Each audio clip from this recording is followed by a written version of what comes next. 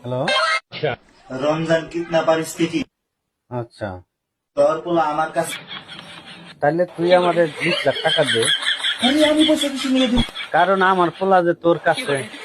হ্যাঁ তাই তো, যখন তুই আর নিবে রাখি তখন আমার পয়সা দিয়ে যাবে। তুই যে নিয়ে গেলি, আমি তোর কাছে আনলে পয়সা লাগবে, তা আমার কাছ থেকে যে নিয়ে গেলি তো তুই আমার পয়সা দিবি না?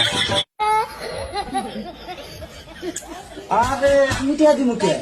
শালা, তুই যে আমার পোলা নিয়ে গেলি ট্যাকিরা দিব, বুঝস নাই? বাচ্চা কার? তাহলে টেহা পাইব কিরা?